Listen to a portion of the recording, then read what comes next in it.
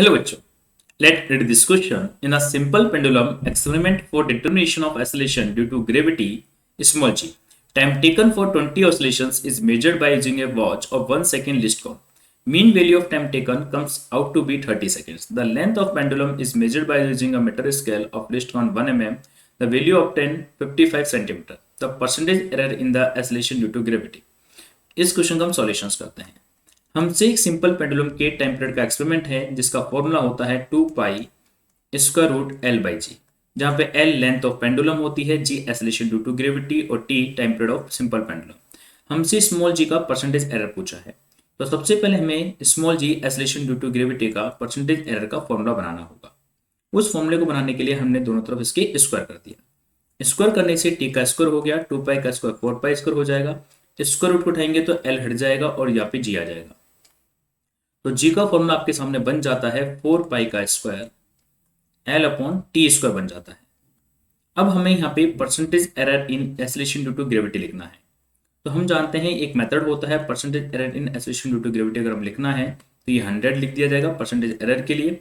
4 pi square constant है जिसमें कोई एरर नहीं होगी तो उसका 0 हो जाएगा। Percentage error in length of simple pendulum लिखा जाएगा तो ये 100 हो जाएगा। और टी स्क्वायर की पावर को हम जो ऊपर लाएंगे तो -2 बनेगा, बट एरर हमेशा प्लस में लिखी जाती है तो 2 चेंज और टाइम पीरियड के में परसेंटेज एरर को लिख दिया जाएगा। अब हमें अगर सारी वैल्यूज पता हो तो हम क्वेश्चन को इजीली हैंडल कर सकते हैं। और हम ध्यान से देखें तो हमें पता है कि लेंथ ऑफ पेंडुलम जो है, हमें पता है कि उस लेंथ ऑफ पेंडुलम का लीस्ट काउंट 1 mm है और लेंथ जो हम मेजर कर रहे हैं वो 55 सेंटीमीटर है। मतलब लेंथ का जो लिस्ट काउंट है वो हमें पता है कि 1 mm है। 1 mm का मतलब हो गया कि 0.1 सेंटीमीटर है। और लेंथ जो हम मेजर कर रहे हैं वो लेंथ हम कितनी मेजर कर रहे हैं, 55 सेंटीमीटर लेंथ हम मेजर कर रहे हैं। सेम हम यहाँ पे अगर स्टॉप वॉच का टाइम देखें तो 20 ऑसिलेशंस को कंप्लीट करने में जो टाइम टेकन है उस स्टॉप वॉच का जो लिस्ट काउंट है वो 1 सेकेंड हम लिस्ट काउंट दिया है और जो टाइम ले रहा है वो 30 सेकेंड्स का टाइम ले रहा है। तो least count of stop watch is 1 second और time taken by the watch is 30 seconds आपसे लिए जा रहे हैं। कितने सेकेंड्स है बेटा, 30 सेकेंड्स आपको गिवन है यहाँ पे।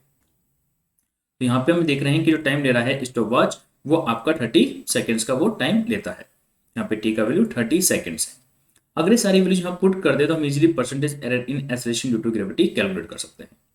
तो percentage error in acceleration due to gravity अगर हमें लिखना है delta G upon G into 100, तो हम देखेंगे कि डेल्टा एल का जो वैल्यू है वो आपके पास 0.1 और एल का वैल्यू 55 है। तो डेल्टा एल का वैल्यू 0.1 और एल का वैल्यू 55 है into 100 plus same to delta T का वैल्यू 1 है और टोटल टाइम का वैल्यू आपके पास 30 है इंटू 100।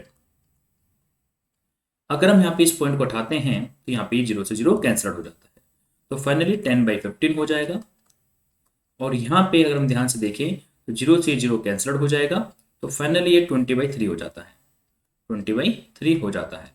अगर हम इसको सॉल्व करते हैं तो ये अप्रोक्सीमेटली आपका जो आता है वो 6.8% के अप्रोक्सीमेटली हो जाता है। तो मीन्स हमने देखा कि एसलेशन ड्यू टू ग्रेविटी में जो परसेंटेज एरर आ रही है वो अप्रोक्सीमेटली 6.8% हो जाती है। मीन्स हमारा आंसर क्या हो गया है, और हमारा आंसर देखें तो अप्रोक्सीमेटली 6.8% हमारा आंसर हो जाता है। मतलब आंसर बी इज करेक्ट होगा। ओके बेटा, थैंक यू।